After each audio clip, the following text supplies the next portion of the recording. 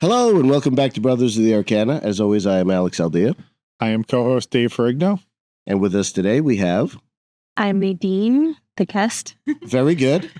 Nadine is a witchy type person. She also has a very interesting background in crystals, in meditation, in let's call it out-of-body experiences, and some very interesting stuff. So I thought for today, because we're talking about crystals, I would do we could do a little show and tell kind of a thing and show some crystals and do some stuff. So without further ado, I brought some stuff with me here to check out. That's so funny. I actually brought some today too. Well, good. Knowing. Put them out. Yeah, let's do it. Absolutely. I didn't get the memo.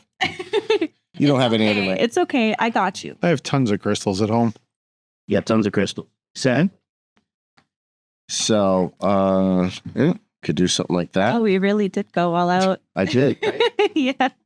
Yeah, and of course, I have like tons of bracelets and other That stuff. is so funny. Tell me we got the memo. I actually made you guys some bracelets. Get out of here. Yeah. That is So super this cool. one, this one is black cat's eye, lava stone with a red tiger's eye with dragons. I thought that would go with you. Thank you. And I remember your last bracelet, it was kind of like a mix and match. So I have some pyrite, blue tiger's eye, lava stone, and then this is called ox eye with the Dagas symbol. It's a Viking rune symbol. It means breakthrough. Oh, very I love it. So that one is great. Thank you so That's much. hilarious. That's very cool. I appreciate that very much. We both do. I'm Yeah. sure. Thank you. That is very We don't often get gifts on the show. No, we definitely don't get gifts on the show.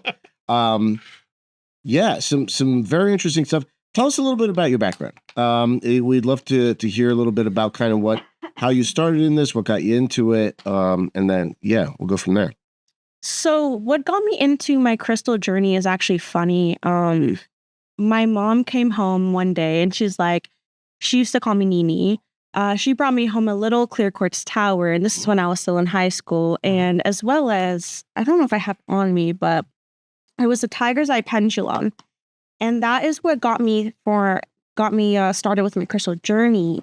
But yes, this is actually it. This is the very one that got me started with my crystal journey. Oh, that is pretty cool. I had a pendulum once. It committed suicide. Oh, no. You know what, though? When something breaks, that usually means it's done its part. That usually means it's protected you from something. So let's hope that. Literally, I was doing this and it just went whoosh, and just like flew into the wall. And I said, it wants to die. So, That's funny. It was probably protecting you from something. It was just tired of your questions. It was just like, listen, man. It's like, listen, I've already told you. Just listen to me for once. And I'm like, You're like, are you sure it's not yes? Come on. It's got to be yes, right? It's yes. Is it yes? Death. Yeah, cool. So, sorry, go ahead. Please continue. So as for what started my spiritual journey as well is I kind of shifted. You know how there was that myth that the world was going to end in 2012? Yes. Oh, the Mayan calendar. Mayan calendar ending. So what I think, and this is just my opinion, I'm not an expert at all, but I think what that was trying to say is that there was going to be an end of a shift in consciousness.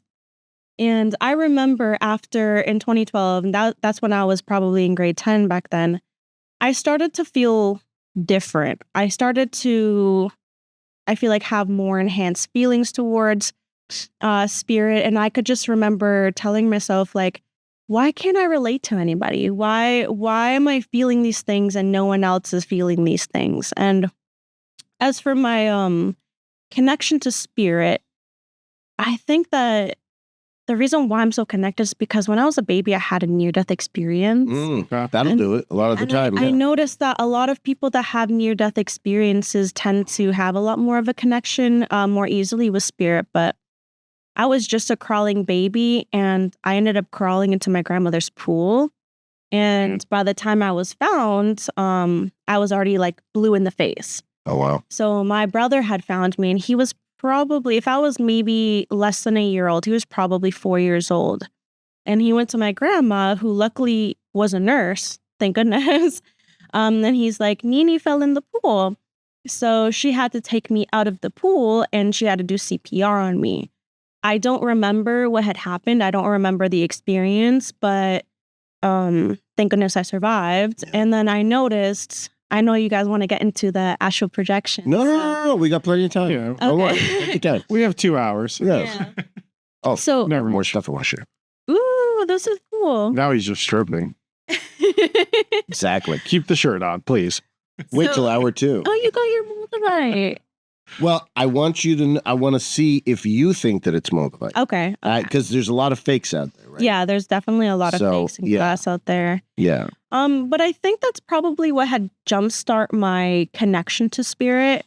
I know that growing up, I had a lot of like paranormal type of influences where, you know, like my closet doors would slide open sometimes in the middle of the night. And I would, in this specific complex that I used to live in when I was maybe 4 years old, I would hear a lot of like banging from the attic. Sometimes my fridge door would just swing open by itself, which is kind of funny because there was other families in the complex as well that would have experiences of their own. Mm.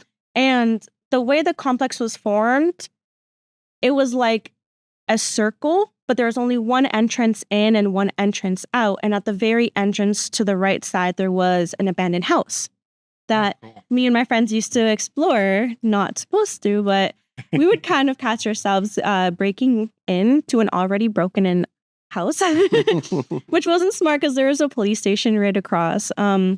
But there was also a paranormal experience that happened there as well, where I remember we were sitting in the backyard of the house and something threw an alarm clock, like one of those old digital plug-in alarm clocks out the window. And when it was thrown out, it was still playing, but in order for it to play, it had to be plugged in. Right.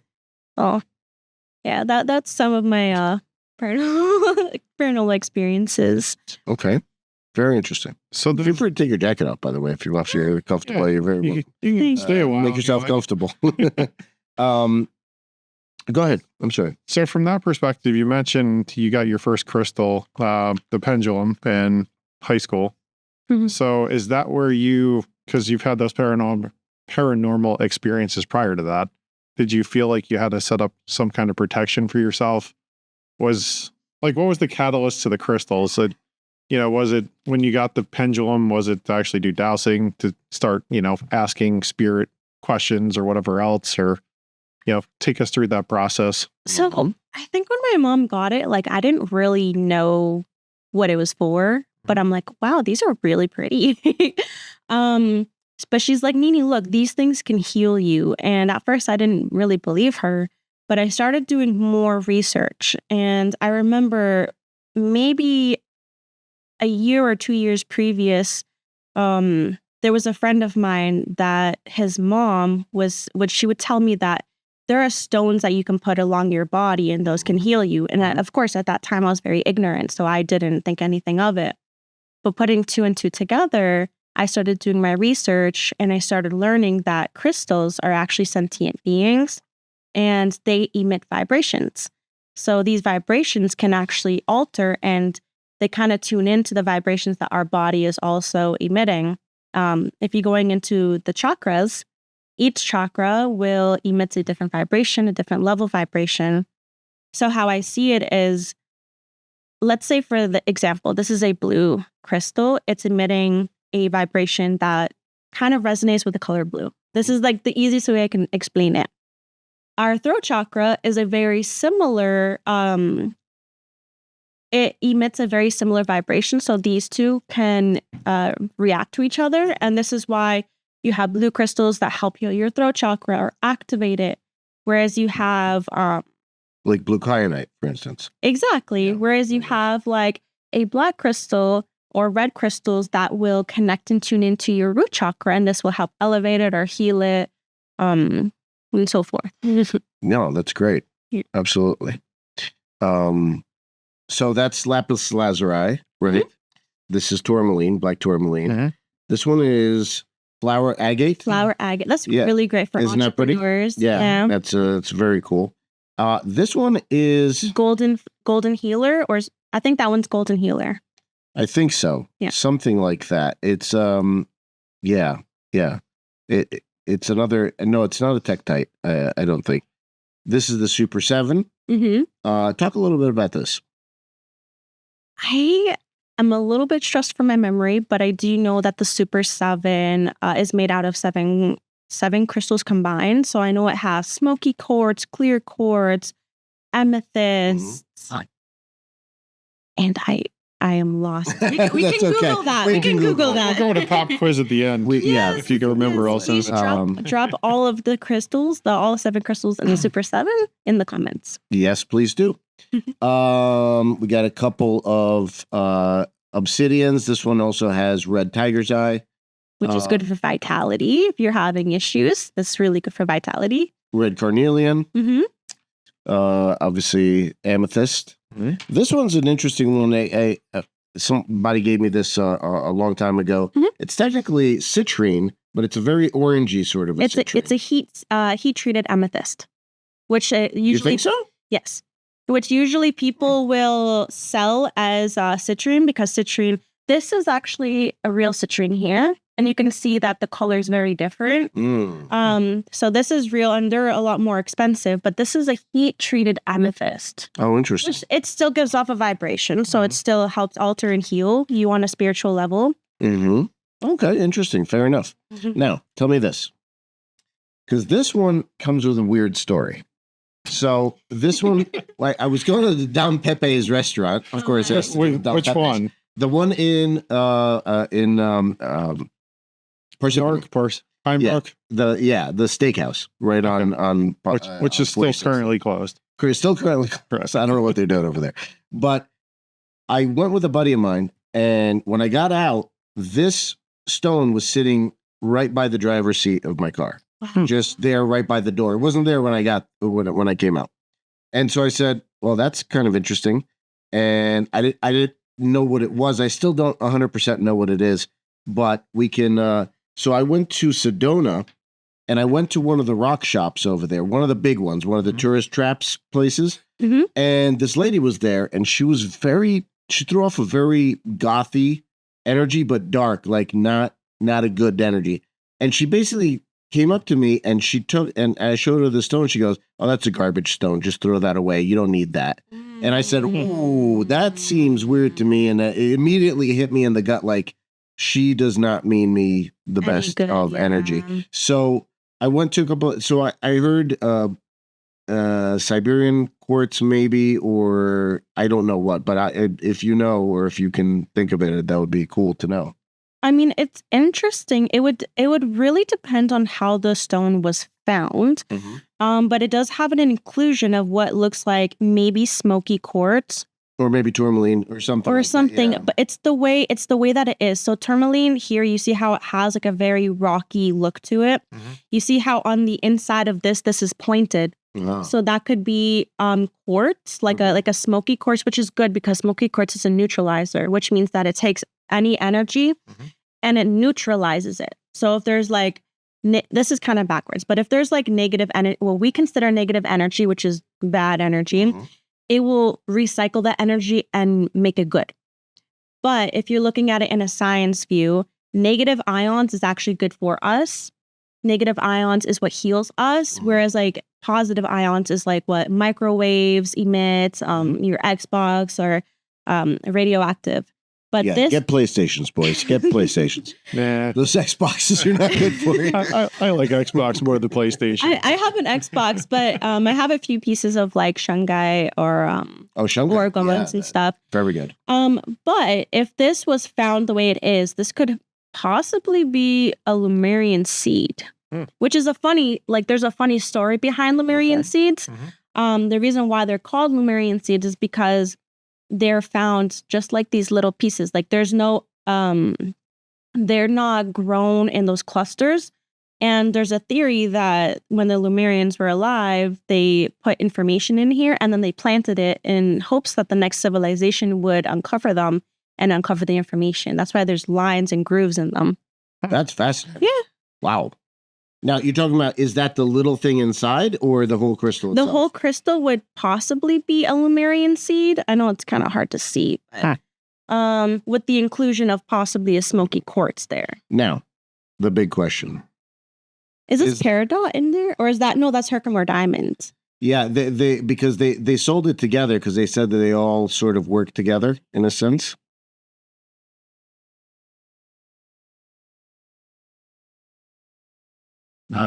I feel like it's real, but you have to charge it. You don't leave it in the sunlight, do you? No. So crystals are like batteries.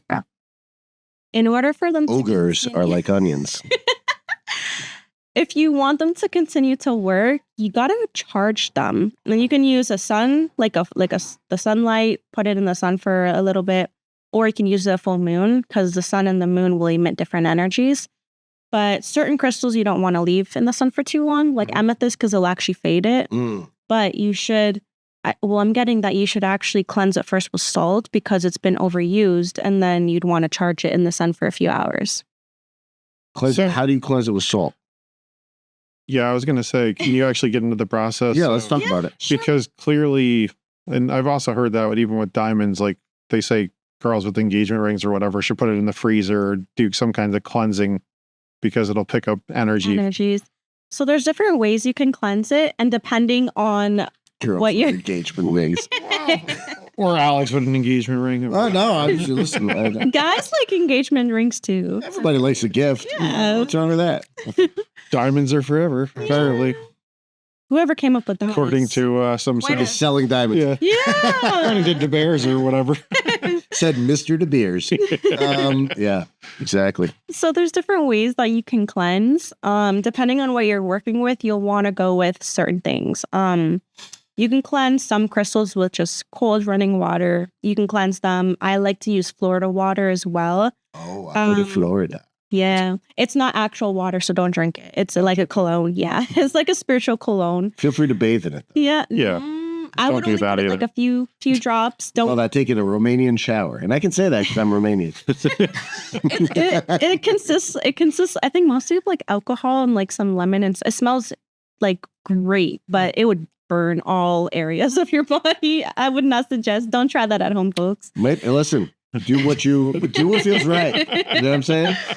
You go with your bad self. Oh my goodness. Oh, God. You can put the crystals and lie it on salt. You can run it over cold water. I wouldn't let it sit for too long because the water would make it stagnant. And some crystals like this, for example, are not water resistant. You'll actually damage the crystal. You can do smoke cleansing. You can smoke with not actually smoke, but burn like incense or exactly incense, Palo Santo, cedar, things of that nature. Sometimes lavender, mugwort.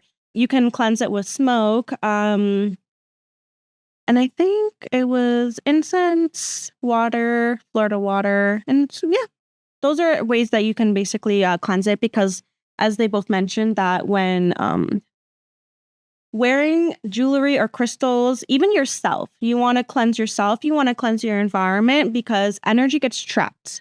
We're like walking sponges. So we're constantly absorbing.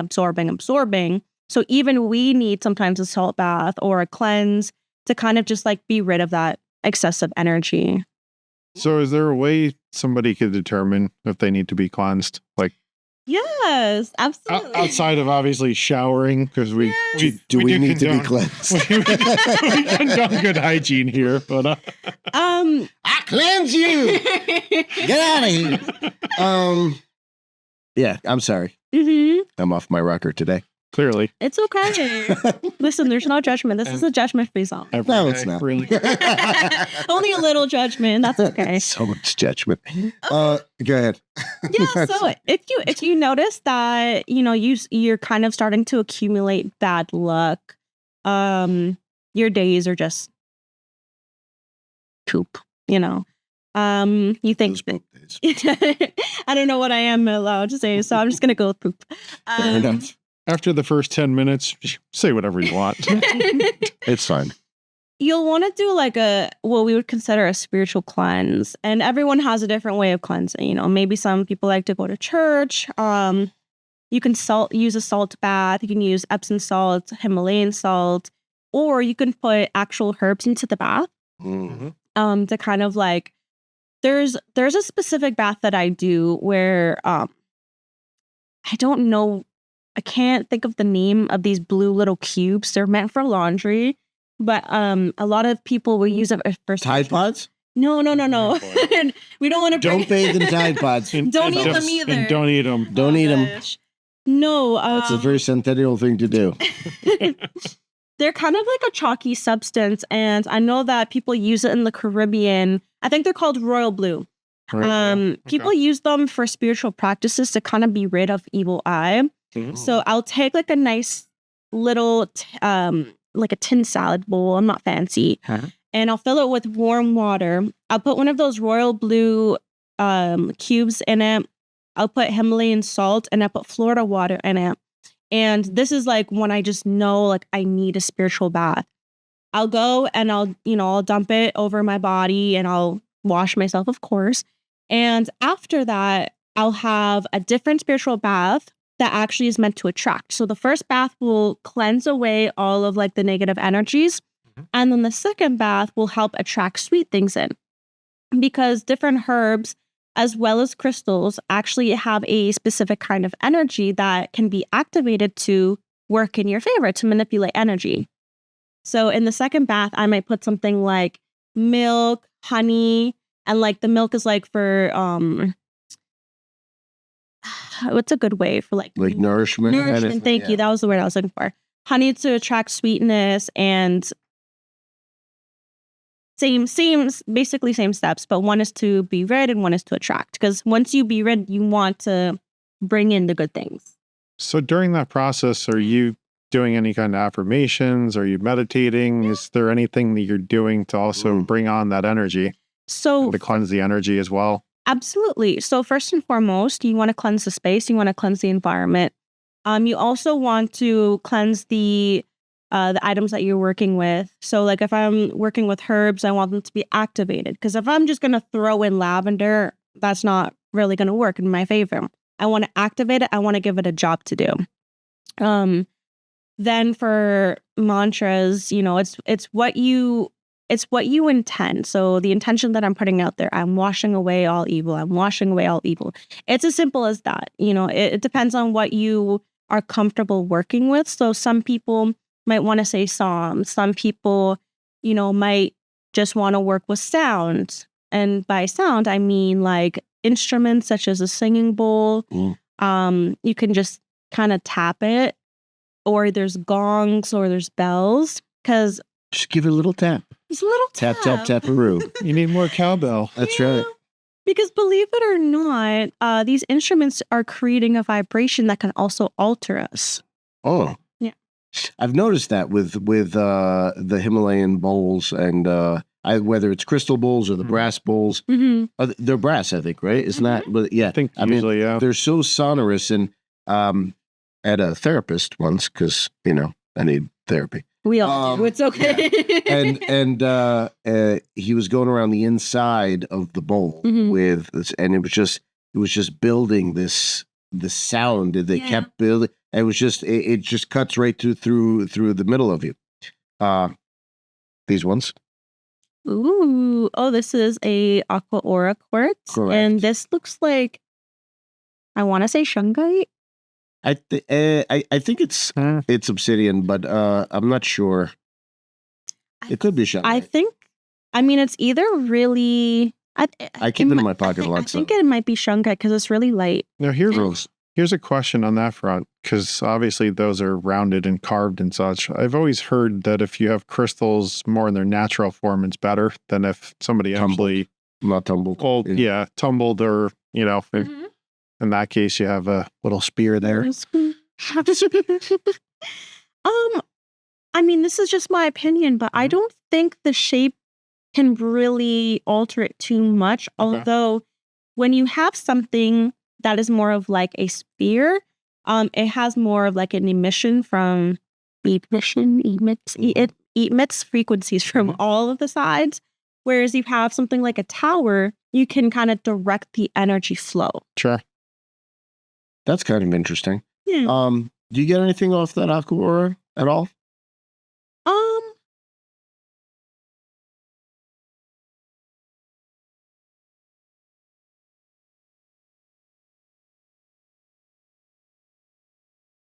I wouldn't say it's the strongest. Again, probably overused. So Maybe. yeah, that's probably it. It's also kind of beat up a little because it's hits other things in my. Now, at one point, does a crystal become too sort of frayed or broken to use?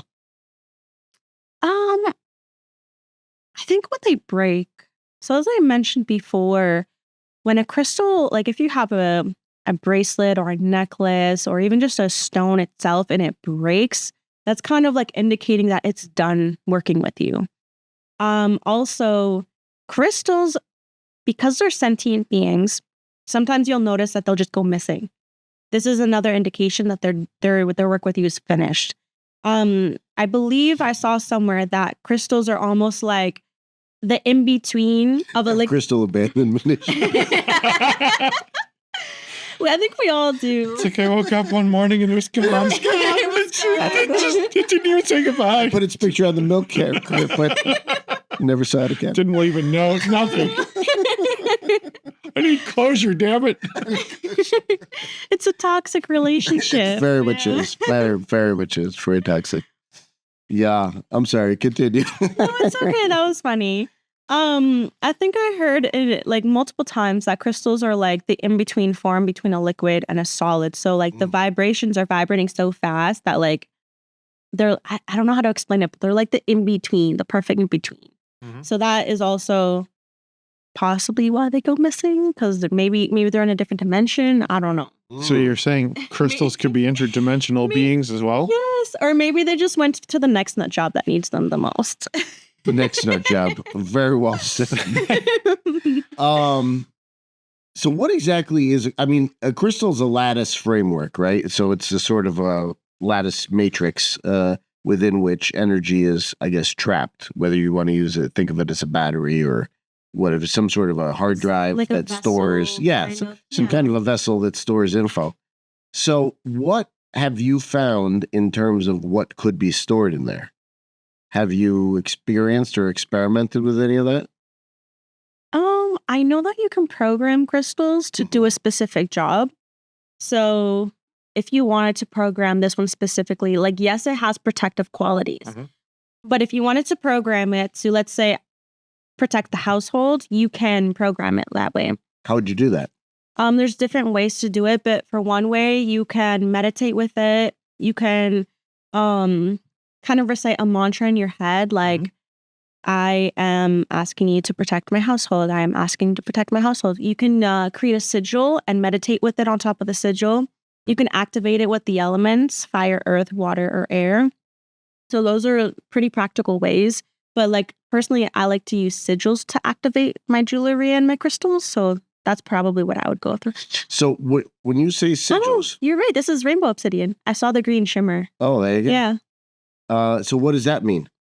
So a sigil is a symbol. And symbols... Is it in Enochian? Oh, it's the language of the angels kind of thing. It's kind of similar to what you have on your... this. Yeah, it's probably a different word for it. Yeah. But kind of very similar to something like that.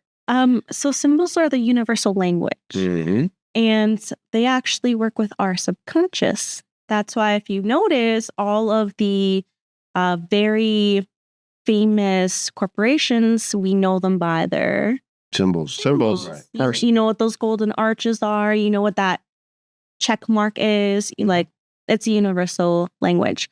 So sigil is basically, you can write out something that you want and you make it into a sigil. And one of the ways, you can do it with numbers, or you can do it with letters, or you can do it with another ancient alphabet. How I like to do it is I'll write down what I want to manifest. They're used for manifestations, Okay. enchantments, protections. So let's say, for example, what can I use? Let's say I want to get a new job. Instead of telling, because I believe in the universal life force. I also believe the universal life force wants to work with us, but you have to be very precise. Mm. And I know I'm kind of going back and forth, but it will all intertwine. If I tell the universal life force I want a job, I'm telling the universal life force I am lacking a job. I don't have because I want. But if I want to work with it, I say, I am working my dream job. And I can write that out. I ams are very powerful. So I am working my dream job. I can write that on paper. I then go and cross out all the vowels. So I cross out the I's, the A's, and then I'm just left with the rest of the letters. If there's any repeating letters, I wish I could show you, but you're going to have to go based off of my words. Any repeating letters, I then cross out as well. So I might be left with just a jumble of letters, which works perfectly because you don't want to remember what you wrote down. Once I have my remaining letters, I take those letters and I create a symbol out of it. Like I said, I like to work with runes. So that's the Norse alphabet. You can work with the angel letters. You can work with any type of letters if you want, or numbers. You're supposed to not recognize the symbol that you make. So it's supposed to look like a symbol and not like the phrase that you wrote. Once you have that symbol, you can then activate it. The same way that I was talking about activating crystals, you can meditate. You can use crystals to activate it. You can use elements. And then you can either burn it or work with it. And because it works with the subconscious, as I mentioned, you're not supposed to recognize it, but that symbol or sigil will be imprinted in your mind, in your subconscious. And that's how you work with it. So are you holding the crystal while doing this, or what's the process there? You can hold the crystals. Like, for example, let's say I have the sigil. I can put the sigil in my hands, put the crystal over it, and meditate with it. If you want to work with water and you don't want to get it wet, you can either have a bowl of water, fill it, and then put a second cup of no water inside, put the sigil and put a crystal to hold it down. You can put it underneath the water bowl. Like, let's say if I wanted to work with this, bottling on a budget, you put the sigil here and put the water over it. That could also charge your water as well. Because if you talk to your water and your food, you can also alter the energy with it. Now, why would you talk to your water and your food? Because you want it to be more helpful to you. If you speak love into your water, like I love you, you can alter the energy. Have you heard of the experiment of the rice? Let's just keep it casual. Yeah. Water. Buy me a drink first. Are you sure? But have you both have heard the experiment with the rice? No. What's that about? I've heard the water experiment. The what? Because you see that in Going Down the Rabbit Hole. Yeah. In that series, they talk about how, sometimes even you can see snowflakes in the water when it's really beautiful and pure, and the other water's all gunky and horrible. Yes. That kind of thing. Don't quote me on the scientist's name. I apologize. I can't remember it, and I don't want to butcher it. But he did this experiment where he had 3 jars of rice. I think it was rice and water. And he put each of them in a different area of his house. He did this for maybe a week or 2. So to the one rice, he would go and he would say, I love you. All these nice words. You're beautiful. Masaru Emoto. Dr. Dr. Emoto. Thank you. Yeah. Dr. Emoto. He would go and he would say all the nice words, all positive words. To the second water, he would say, like, I hate you. I want you to unalive. All these mean negative words. And then I want you to unalive. I just don't want to. I don't want to get censored, so I'm saying things in a nice way. Thank you. I appreciate Yeah, you don't have to worry about that. More of our guests were so accommodating. And to the third one, he would neglect it. He did say nothing to it. So after about, I think it was 2 weeks or so, the one water the rice water that he was really nice to, it only formed a little bit of golden around it, but it didn't go bad. The second rice with water in it, it got black and moldy and disgusting. The one that he was saying, I hate you, and all these mean things. And then to the third one that he neglected completely, very similar to the second one. To the second one. Yeah. Right. So in other words, it had a bad effect if you just leave it alone. because it was neglected. Did you guys hear about I wouldn't call it a baby experiments, but during World War One, there were a lot of babies that were born, and then for whatever, I think it was after the Spanish flu, just a lot of people died and passed away, Right. and they had So a lot of babies were born and put into orphanages and stuff like that. Mm. And they figured out the babies were well fed. They were given water, and they had plenty of sleep. And a lot of them passed away because what they found was, and there was a nurse that started doing this and found it by accident. If she would pick up the baby and the baby had some sort of a connection with another living being, the baby thrived. If it didn't have that, even though everything else was taken care of, it's all of its needs and everything else, it would die. Right. So, babies are so tied to the spirit realm, being, pretty new to this realm. So I think that really speaks to the need for, human interaction. So, Absolutely. Well, and I think that's where you have to be careful, like your words, what you say out loud, and even what you think is important. is that what I'm always telling you? The effect. Occasionally. This is also ties into how we treat ourselves. If we are constantly telling ourselves negative things, like if you're concerned about your weight, I'm fat, I'm ugly, you actually might manifest more of those traits. If you are trying to lose weight, but you're constantly saying, I'm fat, it might be harder for you to lose that weight because you're now changing the genetic code. It's so true. I am thin and beautiful. We should just all speak a lot nicer to ourselves. And to to other others. people, yes. Yeah. And to others. That's important, right? Shut up, Dave. Awesome. So let's talk a little bit about why Moldavite is important specifically. Because I know, for instance, the what is it called? The Big Book of Stones. Mhm. You know the one I mean. The one that's kind of like the Bible for, The Crystal Bible? I guess so, yeah, or something like that. It's the one with the green cover. It's kind of thick, and Nina Arian, I think, wrote it. Anyway, so that book has the biggest article in it is about Moldavite, and actually Moldavite was the reason why they started writing that book. Because of it. So can you tell us a little bit about what it is and what makes it important? So Moldavite is actually a tektite, and it was formed when a meteorite came and crashed into the earth. So it crashed in the Czech Republic and can only be sourced from the Czech Republic. And it's a high craze because it's very limited in resource. So once it's been completely mined, that's it. Like you can't just grow more Moldavite. But Moldavite has been known to be an ET, an extraterrestrial stone, and has very, very high vibrational qualities. And for the most part, a lot of people don't like it. They think it's overwhelming.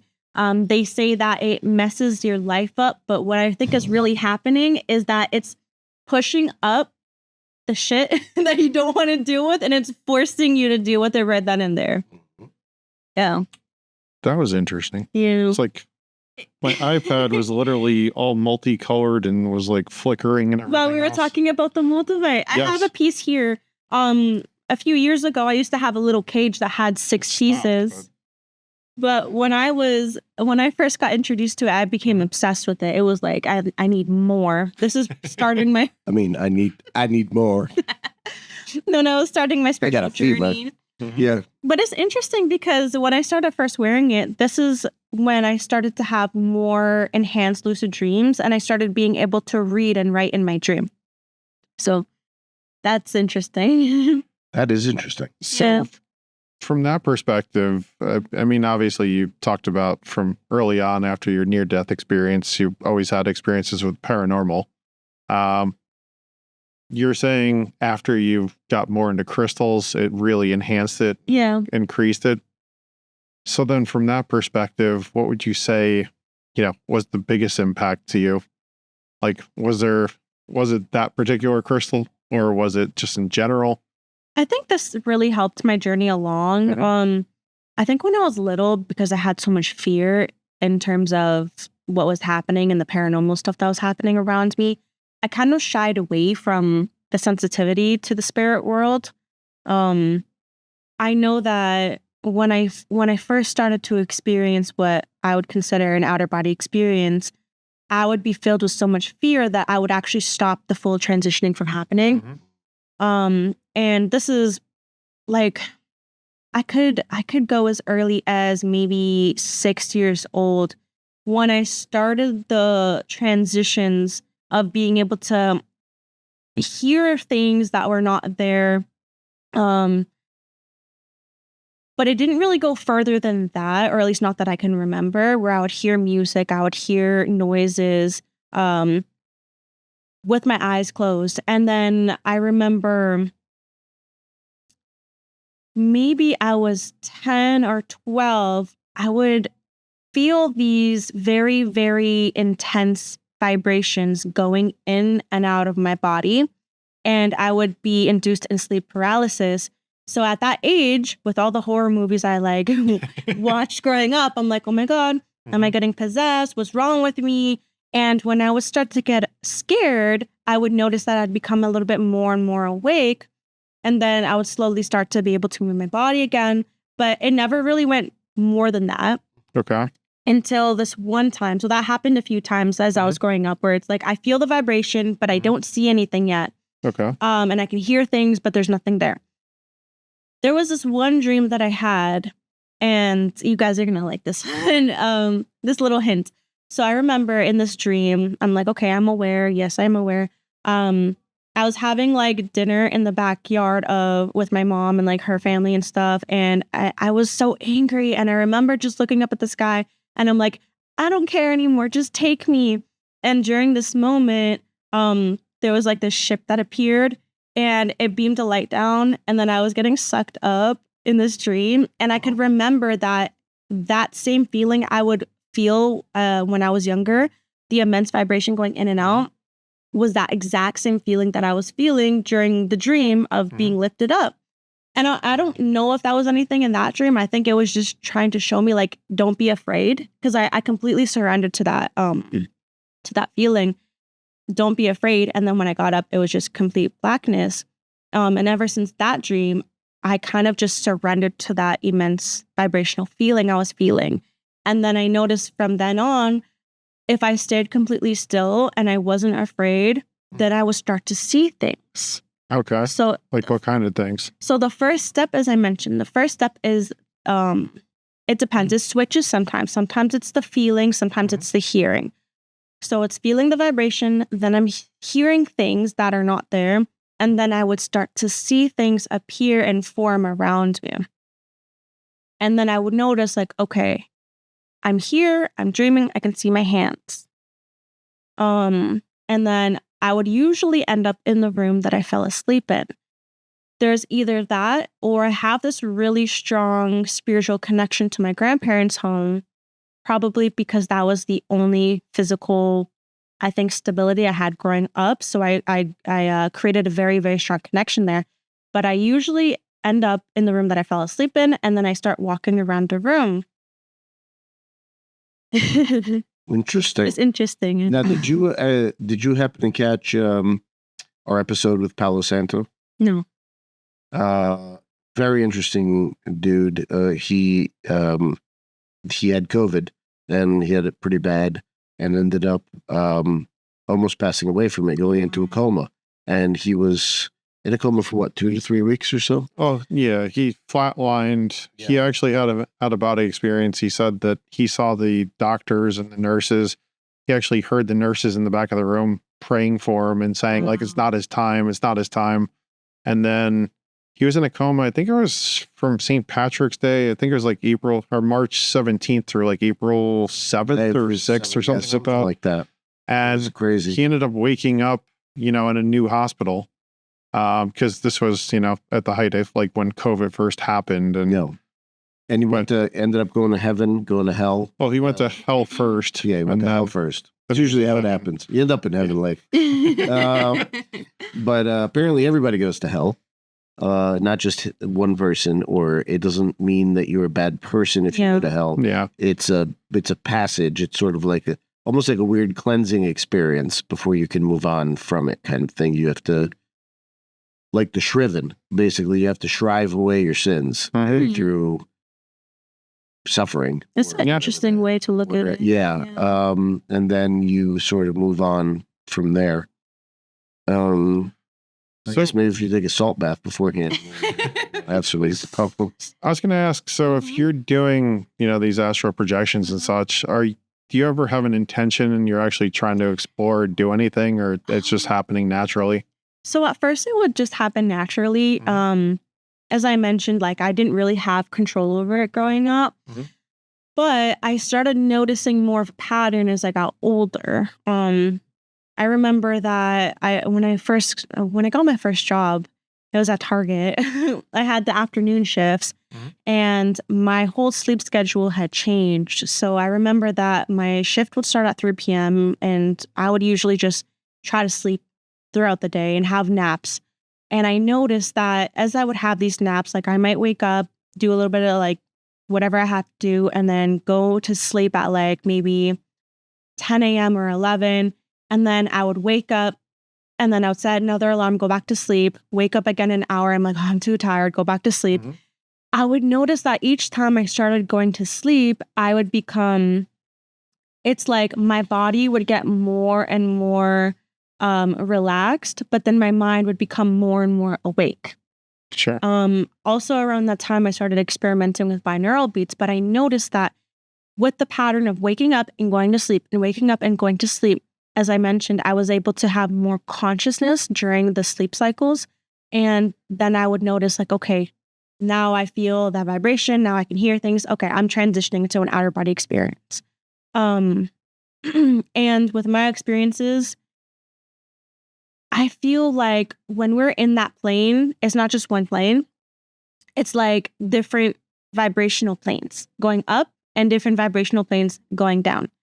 And whatever vibrational state you're at in your physical body, when you're transitioning into an outer body experience, you will match that frequency to what you're feeling, because the astral plane, it doesn't react like how the physical plane does. As an example, if you are hungry and you want to go get an apple, you can't just make the apple appear. You have to think about it, and then you have to go to the fridge, open it, physically grab it, and eat it, right? In the astral plane, it reacts off of emotion. So if you are in a fearful state, you will kind of be tuned into a lower vibrational realm. If you're in a higher state, you'll tune into a higher realm. And I'm sure there's countless of higher realms, countless of lower realms. I don't think I've ever visited what I would consider as hell, but I have visited a lot of the lower realms, and they're very, very scary. So what did you see in those lower realms, if you don't mind sharing? There's entities there. For the most part, it looks a lot like how this physical world does. But I know that it's the lower realms because there's never color. It's always very black and white. Electricity doesn't work. So you'll see the switches are there. You'll try to turn it on, but there's no light. It's very, very, very dark. So like there's times where I would be in the room that I fell asleep in, but it's completely dark. I can only see maybe a little bit of like the surroundings and scenery. And there's entities there that once they see you, they will try to latch onto you. And I assume it's because maybe they can see the essence, the glow that I have, or that we are capable of having, because we're still alive. And usually when that happens, like I said, they'll latch on, and then I can feel myself being drained. Very like it's like a parasite. They'll drain you of your energy, and then usually by then everything will go black, and then I'll start again, and I'll be in the exact same place that I felt. So like let's say for example, if I started off in the room, I made my way to the kitchen, got attacked by the entity, I would end up back in the room, and it'd be like a cycle. It's really scary. Yeah. So you couldn't progress beyond that then? There's times where I have. It took a while for me to learn how to get out of there. There's this one time where I was inside a house, and then there was this person that I walked into a room, and he's like, sit down. So I sat down with him, and he had his legs crossed, and I crossed my legs, and I had this like yearning to like chant Om. Very cliche. Yeah. But I started chanting Om, and I could hear what sounded like hundreds of like monks or other beings with me chanting with me. And it was a really low, cool vibration of like, woo, like all beside me. And for the first time, I felt myself get like kind of like sucked up into a higher realm. Like it felt like I was going through like a Star Wars like zoom. Yeah, so you're on like warp speed or something, Yeah. and you're going. Well, I guess that was. Yeah. She went flat. Yeah, Yes. Spaceballs. But from then on, I was able to use that technique to help myself get out of there. So, Interesting. I mean, I think you mentioned like you were obviously in a place of fear in the past. It's like, would you say you've overcome that entirely? And now, if you go into that lower realm, do you have a way to protect yourself while you're there, or are you just kind of getting the energy sucked out of you, and it's just like, all right, I know I can get back, so no big deal. I kind of just wing it. Like I kind of feel like I've been trained for spiritual battle. Mm-hmm. Because when I first started with my lucid dreaming, being aware that I'm dreaming, I started noticing that I can make things out of nothing. And it first started off by like me seeing a high school friend and I'm like, wait, we're dreaming right now. You know, we're dreaming. Tomorrow we're going to go to school and we're going to remember this dream. And they didn't, but I did. And I first started being able to control my dreams by using the phrase, I wish. So if I wanted a rose, I wish I had a rose. I wish I could shoot fire from my hands. And I started being able to... We'll put in that sound effect later. Yeah. I started being able to like bend the elements and moving matter with my mind all through lucid dreaming. So I tried to take what I've learned from my lucid dreaming into the outer body experiences or astral travel. The only thing is when I'm in the lower realms, it's a lot harder to do. It's like I know what to do, but the energy is so dense down there that it's like hard for me to. The denseness is a very smart thing. So we still haven't done this yet, by the way. We need to, but I did 10 days of Vipassana meditation and was telling him about the various things that kind of the before and after of that. And it just felt so much lighter after having done the meditation because you let so much go that I see that what you mean literally is you have more air, more space between yourself. Like the matter starts to pull apart a little bit more and you feel more light. And that allows you to bring in that positive energy that before you just couldn't do. So would you posit the density is actually because of all that negativity in that realm? Yeah, 100%, I would say. I mean, there's no room for the light to come through. So No, it's okay. I was going to say, so in your astral travels, what would you say are some of the coolest things you've experienced or seen? I've been waiting for this one.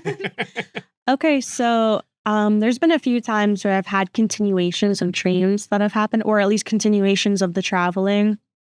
Well, I've been to, like I mentioned, I've been to more of the lower realms, but for the higher realms that I have been to, I feel like I've traveled to other places, dimensions or planets or whatever you want to call it. There's this one planet that I went to where everything was backwards in a way. And I know we're in a new day and age, which is probably normal for today.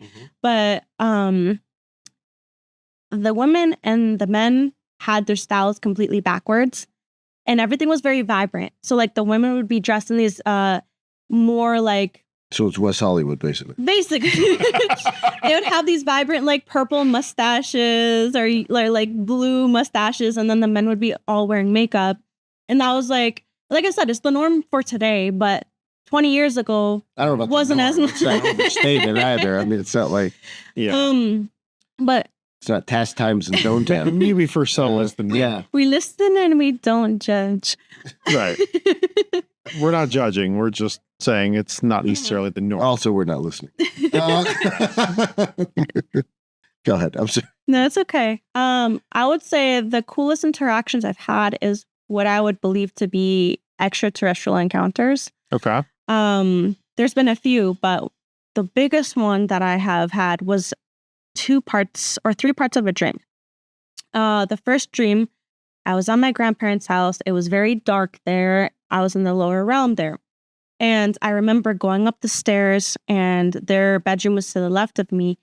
And inside their bedroom, there was these very tall, bony, like 10 feet tall, bony looking, like scary, demonic looking things. In that moment, I felt like an extreme amount of fear. I ran down the stairs, and like everything is happening in real speed, as if it was happening now. When I first started having OBEs, everything was kind of slow motion, but as I got better with it, it became more up to speed. I ran down the stairs. I ran out to the front door. There's these bushes and trees that my dad planted a long time ago and that have grown really big now. I went behind them and I sat in the lotus position. I started chanting like what I was taught. Mm-hmm. And I felt myself being pulled up into that like vortex feeling. And then I was inside the house. Everything was vibrant. Everything was colorful. And there's this wall where it's like stairs going up. But then behind that wall is a staircase going down. Mm-hmm. In the wall, there was this dirt tunnel that was lined with a bunch of lights. And I remember crawling through this tunnel, and it looked like it led to this room that had a bunch of antiques and fun knickknacks and all this cool stuff. And I remember that there was this door, and I remember opening this door, and there was this immense white light. I couldn't see. There was this man that stepped through, but I couldn't see anything else behind him. It was just really, really bright light. And he was wearing this white long robe / lab coat looking thing. And he handed me, I remember his details. He looked like he was a mixture between like half Asian, half Caucasian. And he handed me this letter, this list of something I was supposed to follow. And in the dream, I remember I could read it perfectly, but when I woke up, I had no idea. But he told me, he's like, follow the list. This is important. Follow the list. Fast forward, I had another dream maybe like a month later. And this dream actually ended up predicting one of my friend's deaths, unfortunately. I was in my apartment. I woke up in the room that I fell asleep in, like in the astral body. I remember walking around the kitchen, and I saw my friend there. And at first it was very black and white. Mm-hmm. He was unfortunately dabbling in narcotics. And I would find out later that he overdosed. I remember walking back to my bedroom, and I walked through the wall. This is the only time I've ever been able to actually walk through walls in these experiences.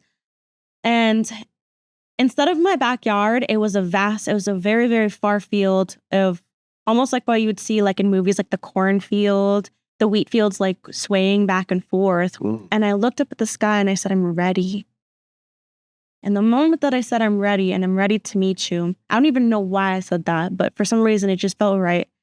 It looked like there was a storm that was coming. It was very calm at first, but there was like a storm that was coming and all the clouds were swirling in a spiral. And very slowly, this ship comes down. Very, very slowly. And I remember the staircase on the ship unwinds just straight down very slowly. And I start walking up on the staircase, and I just remember thinking, wow, am I really leaving my friends and my family? As I got onto the ship, the first floor looked like a dormitory. There was a long hallway, and there was rooms on each side. There was lots and lots of rooms that had a bunk bed and a little cubicle, dresser. I remember it was very empty. Now, when I opened up the dresser, there was nothing inside. So I remember thinking to myself, okay, they're empty. Does that mean there's going to be a bunch of people that are occupying these rooms very soon? Mm-hmm. I went to the second floor of the ship, and it looked like there was a bunch of test tubes, tanks, plant life. And I remember thinking, are they doing experiments on our ecosystem? Is this an experimental lab? I got to the very, very top of the floor, and everyone there was wearing the white long robes / lab coats. Once again, I remember seeing some of the people from behind, but there's only two people that stuck out to me. There was a man, and I could only see his hand, and he had a melanated hand. And then fast forward, I was in this room, and what does that mean, melanated? Like his hand was black. Uh-huh. And then I didn't see his face though. And then I went to this room where I was no longer seeing things from first person perspective, but I was in third person perspective. So I could see myself, and I was lined up shoulder to shoulder with a bunch of other people. And then there was this other man that was sitting in a chair, and he had a hood on. And he turned around, and his face was a reptile. And at that moment, he started speaking to us, but his lips were not moving.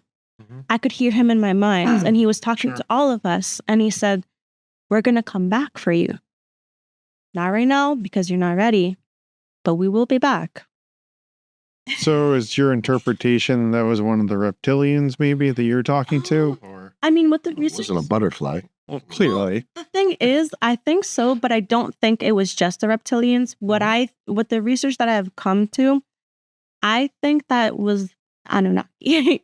And this is my personal opinion. The reason why is because there was other races on that ship. It wasn't just reptiles. It was humanoids as well. So Oh, this is interesting because if it gets at it, don't forget your question. But the Anunnaki had several client races associated with them. The Igigi. Yeah, so the Igigi were the reptilians. In terms of that, I mean, as far as I could tell, the Anunnaki were more looking like what the ancient Babylonian kings used to look like, because they sort of had that sort of the sort of look to them. So yeah, could have very well been. Very interesting. Well, the reason why it kind of led me to that later on is, like I mentioned, it's the various of races that happened. The fact that they were wearing the white lab coats. right. And then I had another dream that led me to this, where I was in this corporation building, but in that building there was only women, but everyone was wearing the white lab coat. Once again, I was directed to go down this hallway, and there was a room to my left that had the name on it, Anu. Fast forward, I think come 2017 or 2016 is when I actually started doing more research on the Anunnaki. And Anu is the name of the father of Enki and Enlil.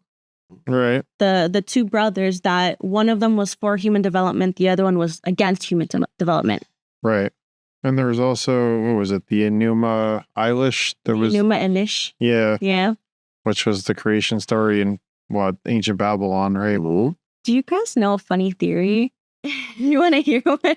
Sure. Go ahead. So, speaking of Sasquatches and Bigfoot, there's a theory that we actually evolved. Like, these are the missing link. Because you know how there's only so much that goes back to human evolution. It's almost like there was a missing link to the Homo erectus and then so forth. There's a native...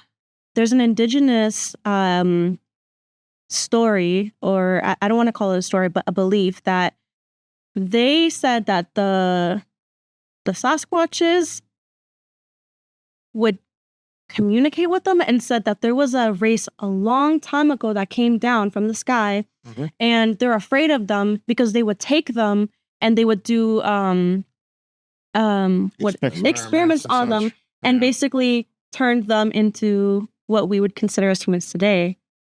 But it's interesting. Oh, so in a sense of like the Sasquatch were the original inhabitants, so to speak? Yes, like the original humans. But if it's, see, that's interesting, because then the Sasquatches are obviously gigantic, right? So that could explain the Nephilim to some extent if they decided to turn those into humans. Maybe. Potentially. I mean, the interesting thing is, I guess, like, Which is, of course, the Ferrigno bloodline. Well, yeah, right. The Anunnaki themselves are really tall. So I don't think the Bigfoots are as, like, they might be 10 feet tall, but the Anunnaki were very, very, very tall. What, 15 feet tall? The Nephilim are basically the mixture of the first humanoids and the Anunnaki making children. So we say. So they say. And, I mean, it's interesting. Not an expert. Because like Zachariah Sitchin, obviously, in his books, did a lot of different, and he theorized that the Nephilim in the Old Testament. The Watchers. Right. Yeah. And there's obviously this whole sentiment that we clearly just evolved out of nowhere. Like if you look at, ancient Babylon and such, it's just like, how did they build? Like, there's no record of like how they built these beautiful cities and everything else. Like all of a sudden we were just like super advanced, it seemed like. Yeah, you see, and it's all over the world. I mean, the same with the Mayans. It never tells you how the Mayans came up, how the Aztecs came up. Any of these societies, they just appear, they're at their apogee, and then they start to decline. Right, and they never really talk about the Olmecs, right? Which No. Yeah. You know, the Olmecs or the Toltecs, Yeah. any of the X. Well, Yeah. there's also that theory. So when the Anunnaki created the first man and first woman, there's this theory that Eden was really a laboratory. And that's where you get Adamu, and they have another name, like sometimes they call her Ava or Eve. And what had happened is when they first created these first generation of hominoids, they couldn't actually recreate. They couldn't procreate. So what they had to do is they had to take some of their own, I believe Isis had to take one of the eggs and hold it in her womb. Right. And this is where you get like the generation of Isis, Genesis, the beginning of the generation of Isis. the first man and first woman. And of course, after that, she was always the fertility goddess. Right. Yes. So that's, yeah. It's very interesting. So, do you feel that human evolution did come from the Anunnaki then? I personally believe there was an interference. I know there's a lot of different opinions, but I do think so. I believe history has repeated itself multiple times. But I think there's like a lot of information, and then there's a lack of information. Like the fact that there's that missing link in human evolution. Right. You know? And then that's where people are like, well, if evolution was I mean, it's a tricky subject. Oh, it's certainly, it's subjective. People have their opinions, but you mentioned history repeats itself. In your estimation, and what do you think has been repeated? Civilizations, like I don't think we were the first, of course. I believe that there has been very intelligent civilizations before us, which actually kind of goes into what we talked about briefly about the Tartarian Empire. Let's talk about that a little. Yeah. Sure. So, yeah, when I had the chance to do a presentation at a buddy of mine's home, and Nadine and I had met before, but that was a time when we met more recently. We had to chat about actually her coming on the show. But yeah, she started the idea of this Tartarian Empire, which I know nothing about. So educate us. So from what I've gathered, I'm nowhere an expert, but there may have been civilizations before us that were far more advanced and were actually harnessing energy for free. There's some buildings that are still up, which have really big, like churches, for example, have these big cathode-looking pinpoints, towers on top. And those apparently were meant to harness the ether and create free energy. Of course, that wouldn't work very well today because we're taxed on everything, and there's always money to be made. But back then, everything was more easily harnessed. Churches back then apparently were places to heal, which is why they have those glass windows with the sacred geometry shapes on it, because when the light enters, it actually creates a type of healing frequency. If you also look on the insides of the churches, like the very, very old churches that have all the sacred geometries on the inside halls, that's so that energy can more easily travel. The same thing with the cathodes on top. That's to harness so the energy can more easily be attracted from the ether, the atmosphere, and travel down into the church itself. There's also some ancient buildings as well that have moving parts on it, like on the columns that would be moving by itself. If power was attracted to it, if power was harnessed with it. So what's your take on the latest with the pyramids in Egypt, where they found this gigantic structure that goes down, what was it, 648 meters? I think it was used as a giant cathode, probably to also harness. I don't personally believe that the pyramids were made to as like a crypt. No, I don't Right. believe in They that. they definitely were that's not. nonsense these days. I mean, yeah, you have no hieroglyphics there, whereas the Valley of the Kings is filled with them. Yeah. And even when you look in some of these places in ancient Egypt, that you could tell these things were, it was almost like graffiti Yeah. when they carved the hieroglyphs, because it doesn't match the precision of the stonework and everything. So Yeah. it's completely different. But so do you think the Tartarians then built a lot of these ancient structures, or was there a civilization even before that? It's probably been repeated so many times, but I believe that there were a lot of the buildings that we see today were built by the Tartarian Empire. That's why you'll see a lot of buildings that say founded.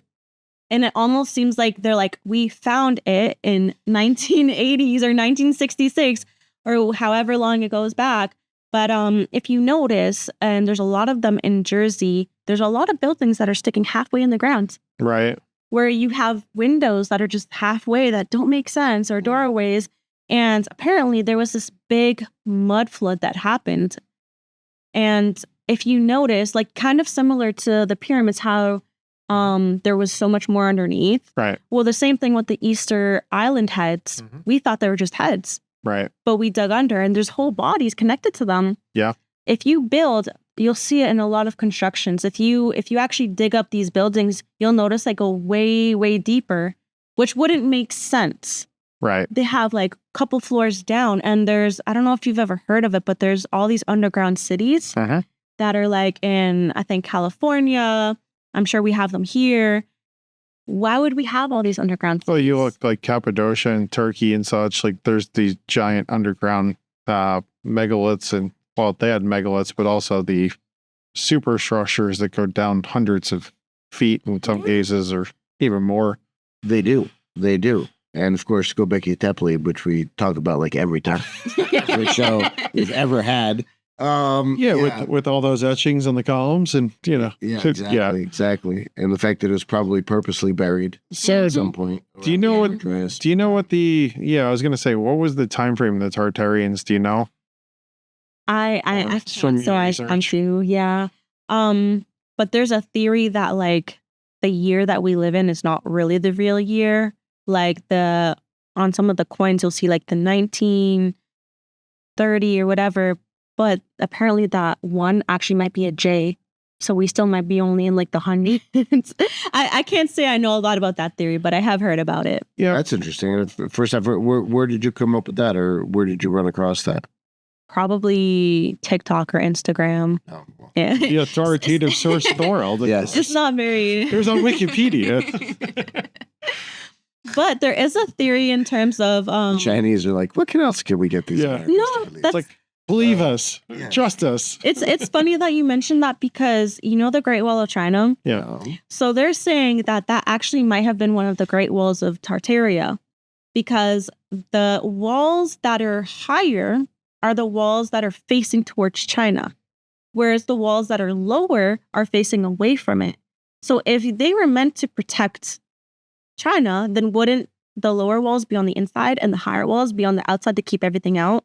I guess it depends on what the geography is. Right. But But if yeah, but I take your point. I mean, Yeah. I guess it depends. I guess if you only consider part of the wall, you might arrive at that theory. If you consider the whole wall and how it's situated, the theory may change. So I don't know. Well, I know that they had like certain nooks where I guess you could point weapons out, Yeah. but the weapons, that side of the wall, is pointing inside Interesting. rather than outside of China. Again, I'm not an expert. These are all theories I've read online. No, I love it because it spurs some interesting debate, right? So Well, whether it's true or not, right. Yeah. it's interesting to chat about it. So Well, and especially, we've talked about the younger Dryads a lot, which, a lot. they posit it was, 12,800 years They do ago, posit that, don't they? 13,000 years ago, Sure somewhere they in that ballpark in the Great Flood myth, right? But it seems like there's definitely civilizations that might have existed prior, even for the Plato that talked about Atlantis and Mhm. such. It's just Yeah. like, and I always wondered, and maybe with your astral projection, you can get there one day, but I kind of always wondered if some of these ancient civilizations were actually on a higher consciousness and a higher plane, and that's why we can't see them. Yeah. Maybe they're actually kind of hiding in plain sight. It's just like we're not perceptive enough to see it yet. I know that Bashar had said something similar to that. Ah, Yeah, Bashar.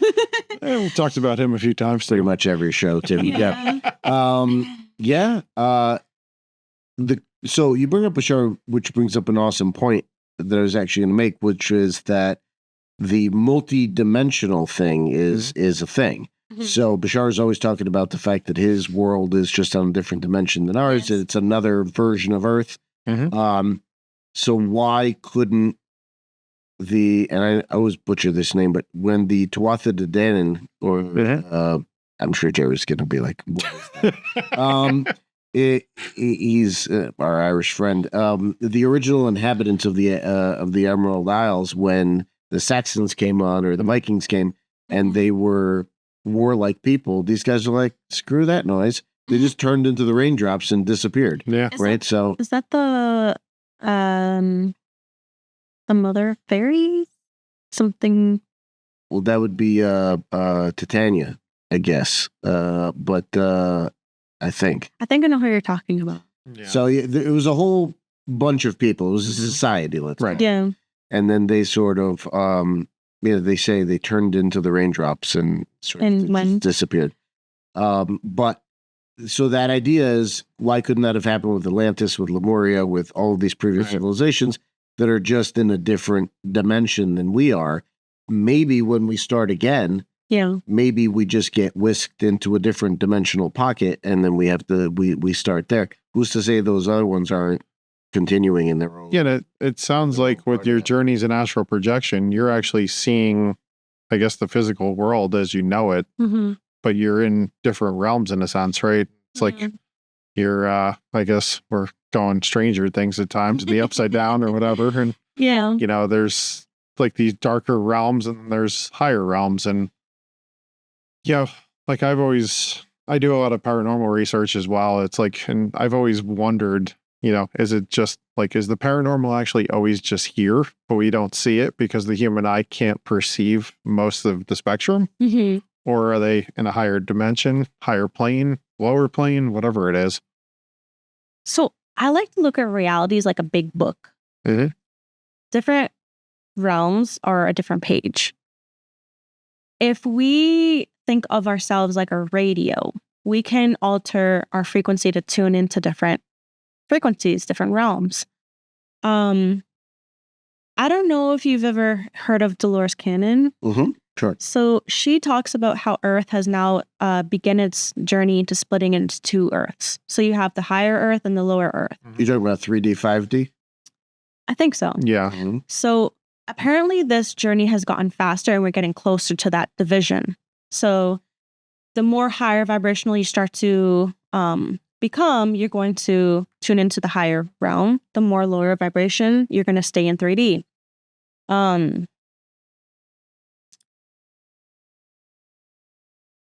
had a brain fart. That's okay. No, I think part of it is, and it's not to say that it's necessarily bad to be in the 3D. It's just you're still going to have your path, whatever that is, and potentially reincarnate into a higher dimension anyway. But at least eventually, everybody's got to get out, Yeah. right? I mean, that's kind of the whole point. Is that's why the bodhisattvas have come back to help people to ascend. And I mean, honestly, we have moved into a very much higher level of frequency. However, and we listen and we don't judge. Kind of the thing is that some of it's hard to deal with, and some of it, I think, masks itself as higher energy, and it isn't necessarily, because there's a ton of egotistical ways of being in life, and we're not going to get political or anything, but there's a lot of stuff that's gone, I think, off the deep end in a lot of respects, and come to your own conclusions, obviously, but it seems to me that we've lost in a sense of ourselves in a certain respect. Like, we're just accepting everything as just, okay, I guess that's a thing too. Yeah. Um, And I think we all have that, a good example of that probably is we all have that friend or person, that's a churchgoer and yeah, they're holier than thou. It's just like they're just like, yeah, I go to church and they're the biggest, what in the world. And it's just like, sure. it's just because you went to church, you think you could mistreat everybody and just be this a-hole. It's like, no. But and I'm not diminishing people that go to church or anything like that. It's just, I think we all have that person in our life that we know anyway. Yeah. There's even a lot of like egotism and some spirituality as well. Oh, yeah. You're like, Yeah. I meditate, so my chakras are aligned. Like sometimes there's a lot of egotism in the spiritual community. I think that a lot of the spiritual teachers that came down or reincarnated here, they're teaching us the right ways that we're meant to help ourselves. Mm-hmm. Thou shalt not kill thy neighbor. And thus forth. I don't know the 10 Commandments very well, but you get what I mean. They're here to help us evolve, and which is why you see so many similarities in so many different religions. Mm-hmm. You have the Virgin Mother with her son, Mary and Jesus. You have Horus and Isis. Sorry. Osiris and Isis. Yeah, Osiris. Horus was the son. Yeah, he was the son. Yeah, Well, he is. of Isis. Oh, right. Yes. In the death and right. rebirth. And then you have Mithras. Yeah. Like you have even Krishna and Krishna and Radha. Radha. Mm-hmm. So Oh, yeah. I got that from my art history. see, at least it did. At least you got paid attention to something. That one like useful thing that you thought you would never use in school. Thank you, Hamilton George, Yeah. for all the money they spent. Right. Still waiting to use my calculus, but Oh, I never made it to calculus. no worries. I don't think you'll be using that anytime soon. But. I feel like there's these teachers in all religions because there has to be some sort of relation. You may not resonate with one specific teacher, but you may resonate with at least one of them. Right. Once we have learned to live a life of fulfillment, and that can be seen in so many different ways, I think that each time you reincarnate, you get closer and closer and closer to enlightenment. Mm-hmm. That's my belief. I could be wrong, but that's how I see it. And I then think if you learn your lessons, yes. Yeah. Yeah. Otherwise, you just reincarnate and you're repeating the same crap. As you said, history repeats itself, right? Yeah. David Hawkins actually talked about some of the gurus that were around that actually lost enlightenment and spirituality because of other things like sleeping with their parishioners or other things like that, like basically falling prey to their own ego. Yeah. And that's where, that trap is there that sort of takes you back into the samsara. So Rasputin. Rasputin. Well, I don't know about Rasputin. Yeah, maybe. Was he really? I mean, he was a monk, but Yeah. I guess he was a spiritual mentor to the So the Tsar. Mhm. to Tsarina. Yeah. And listen, Yeah. if you had access to Tsarina, Yeah. maybe it's worth a reincarnation. I don't know. God. But anywho, yeah. So that's an interesting one. You talk about certain people like Osho or other people that had huge followings of the time. Krishnamurti, a lot of these guys. More recently, like Sadhguru, which is very popular now. Yeah. But is he for real? Is he kind of like Muji and all these other people? Like, I'm not calling them out, but it just to say they exist in the Adishanti, I think is an interesting one. As She was one. I wouldn't say she's, No, I like her. I like her. I like her, and I like what she says because I think she's pretty raw, and I think she's on point with a lot. Really? She is. She has a cult now, apparently. Well, everybody wants Everyone friends. wants enlightenment. I mean, like, it's crazy because I feel like it's the message, of course. Yeah. That's important. Right. You might find someone that like was able to give you a message that helped you in that moment. And then later on in the years, you're like, okay, I don't resonate with this person anymore. So it's about resonance and the message you get from it, which is meant to heal yourself. Because remember that we're here, of course, to focus on ourselves. We can't change the world, but we can change ourselves, right? But with ourselves being changed, we create, what's that word? Opportunity. No, when people can learn from us. Well, wisdom, in essence, where we become a teacher. We become an example. Thank you. That's the word I was looking for. Example. Be People- the example. Be the example. People will learn by example. If you try to tell someone, don't do that, they're going to want to do that. But if they see you, Right. if they see you expanding and growing, they're like, wow, that worked. Let me try it out. Yeah, it's like telling a kid, don't touch the hot stove.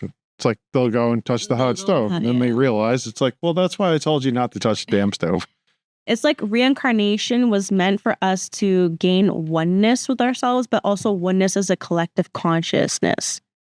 So then how do you feel the ego? Because clearly your ego can, ruin a lot of things or whatever else. So Yeah. how do you feel you can connect to that oneness, still be on a self journey, try to reach enlightenment, Mm-hmm. but keeping your ego in check? I mean, that's a hard thing to do. Like, the ego comes from like our first step in self-development. Mhm. And working with the chakras, that would be your root chakra. That's the first. That's the I am. Mhm. This is allowing us to understand that we are.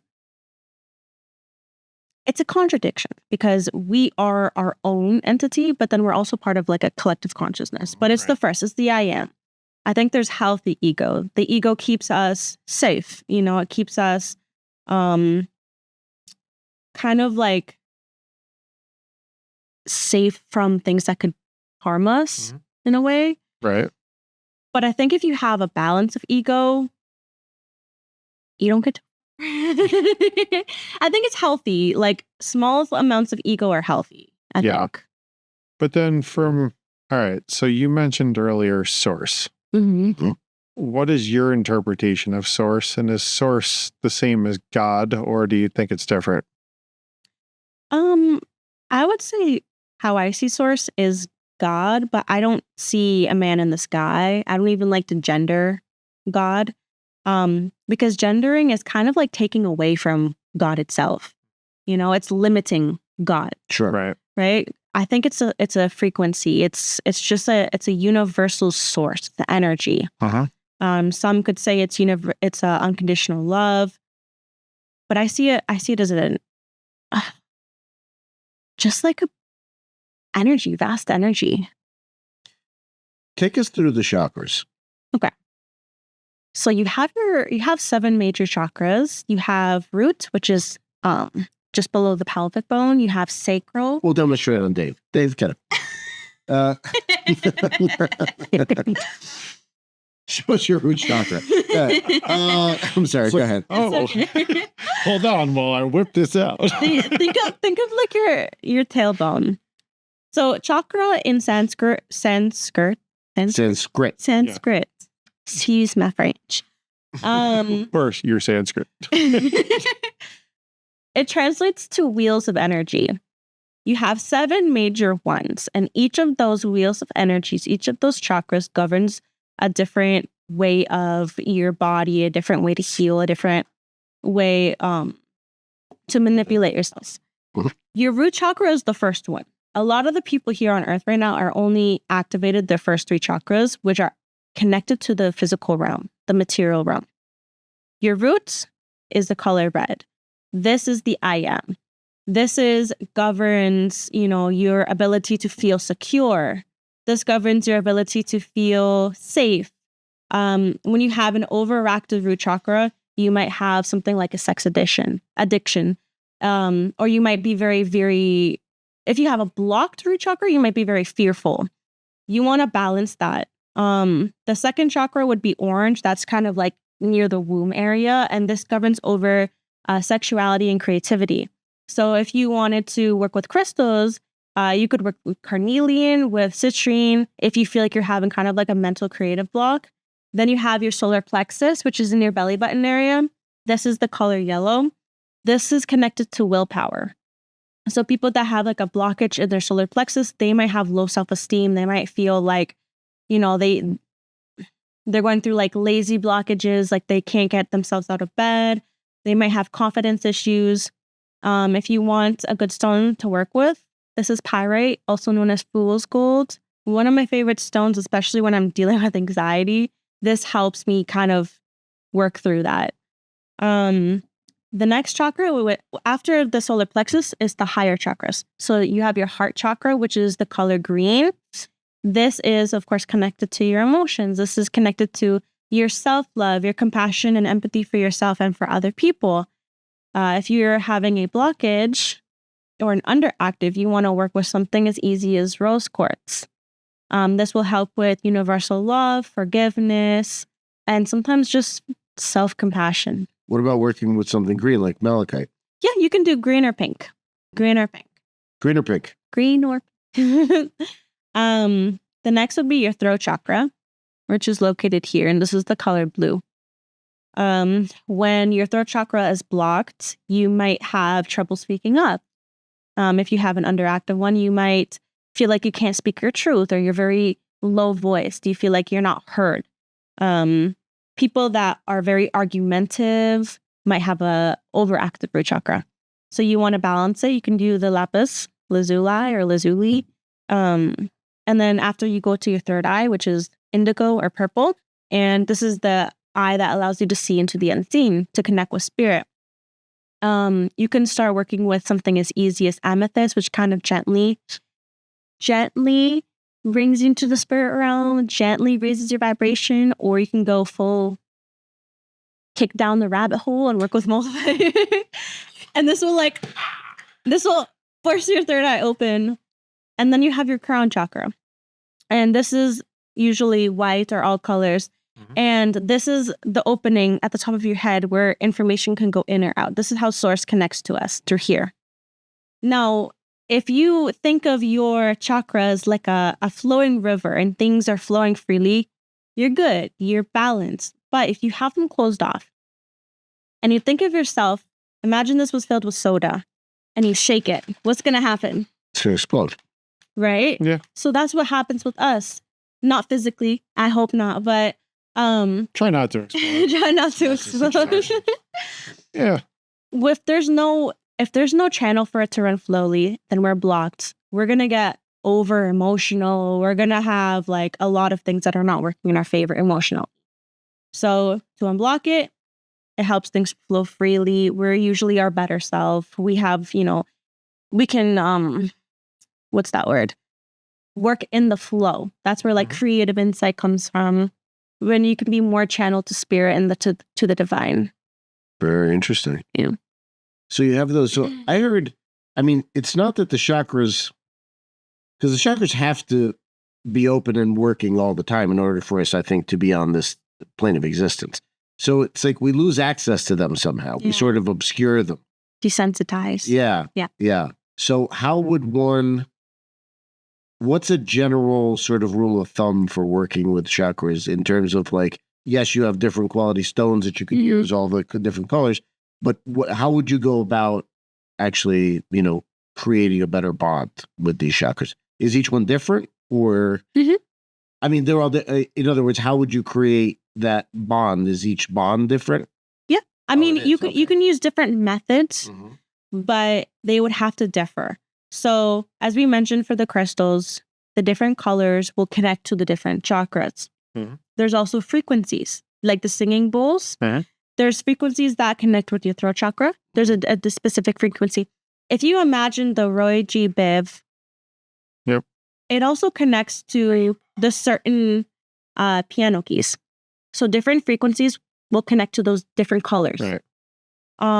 You could use mantras. So like I don't remember them like word for word, but I know that there's like lam, yam, and these mantras will help also open or raise the frequency or open up like block chakras.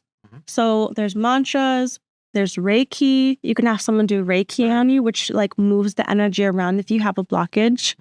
So crystals, mantras, Reiki, frequency, like sound frequency. And then there's different foods. You can eat certain colored foods that will help also connect to those chakras. So like if you're eating a lot of red fruits and vegetables, that's good for the root. Of course, it's also good for like body parts and stuff too. If you're eating a lot of like purples, like blueberries or whatever, that's good for the third eye. So that can also help. Now, is there anything to avoid that would actually block your chakras? Like obviously, Broccoli. there's always, well, there's There's fluoride as an toxins. Yeah. right. So there's certain things that can desensitize or block your chakras. Traumatic experiences can block your chakras. Like let's Avoid say, those. if you can, I think we all have trauma. Try not to be traumatized if possible. If you lose a loved one that you were really close with, or get out of a really bad breakup, you can block your heart chakra. If something very traumatic happened to you, let's say as a child, you might have a blocked root chakra, or you don't feel secure anymore. You get anxiety all the time. Or if you had like a parent that never let you speak up, that could block your throat chakra. Toxins as well, like as you mentioned, fluoride calcifies your pineal gland, and there's fluoride in our toothpaste, in our water, in our food. Like it's one of the biggest toxins that, and I think they're doing that to dumb us down. But Yeah. even like too much of something, if you smoke too much, if you drink too much, that will also lower your vibration, desensitizing your chakras. That is very interesting. Yeah. Now, how do the chakras work with like the meridians? The meridians are also like the chakra points of the planet, right? Mhm. I can't say I really know. Well, that would be more ley line. So I'm talking about meridians like you would use in acupuncture for this, Oh, okay. like that kind of thing. I think there are some chakras that do overline with the meridians. I'm not like very, very knowledgeable about it, but I think it just helps with the flow of energy. If there's a blockage physically, because what affects us physically or spiritually or mentally or emotionally, they're all linked. So if one is affected, if you don't deal with that, it's going to start affecting the other ones. For example, as I mentioned, the whole broken heart thing. You get out of a really bad relationship. Emotionally, you're damaged. You feel like you can't get over this person. It affects you emotionally, but later on you can develop heart problems because what happens in the spiritual also happens in the physical or vice versa. Sure. That's why sometimes therapy doesn't always work. I'm not against it. Usually doesn't work. I'm not against it, but therapy is almost sometimes like a band-aid because it's only helping you maybe intellectually Right. or emotionally, but it's not dealing with the physical side of it. It's not dealing with the spiritual side of it. It's a band-aid. It's actually helping you egotistically, I think. Right. We listen and we don't judge. No, we don't. We judge a little. We judge a lot. So maybe you don't know, or I'll ask, does the chakra, like astrology, when there's a Mercury retrograde, whatever else going on, does that affect your chakras? I don't know if it affects your chakras, but I know that it can affect us sometimes. So Mercury is the planet of communication, and what happens when a planet goes into retrograde is that it does almost like a little loop. So as it's kind of circling back, it appears to be going backwards, but that's an illusion, kind of. Right. Which is what happens during a retrograde. So whatever that planet is meant to do, it does the opposite. So during this retrograde, usually that's when miscommunications happen. That's when, technology fails. Anything that can go wrong will go wrong. So I don't know if it affects our chakras, but I think that it does have like an impact on us spiritually or physically. Or So, as you know, we are Masons. Mhm. And We are? That's where the brothers of the Arcana comes in, Dave. Oh, The Arcana is all Dave, but the brothers part is both of us. So, anyway, but with that, so Nadine is our sister in essence, because she is part of the larger Freemasonry cosmos, being part of the Order of the Eastern Star. And a good friend of ours and a friend of the show, Dorothy Turner. Yes. And she was on the show, and we had a lot of fun with her. And I'm not going to say I sit here and buy all of her wacky theories and everything. And I was pretty upfront with her about it when we were on the show. But I do love her very much, and she's an awesome person. She's a great character. I love her too. Absolutely. She's awesome. So what brought you to Eastern Star? What about it appealed to you? Because I mean, it's a Christian organization on some level, right? So that's I no one can say that you're not also Christian on top of everything else that you are, of course. But what spoke to you about that and said, hey, that's something that I want to kind of get into? I mean, I've always been into orders, I would say. Mm-hmm. Since I was in high school, I went down that rabbit hole of conspiracies and all that fun stuff. And I'm sure a lot of people hear a lot of bad things about Masonry at first. But that actually piqued my interest. I'm like, a lot of people are saying things about it, but I want to get to know why they're saying things about it. Yeah. And back then, I always wanted to be a part of it somehow. I also didn't know that back then that women aren't really a part of Freemasonry, other than you have your few, but there's not a lot in there.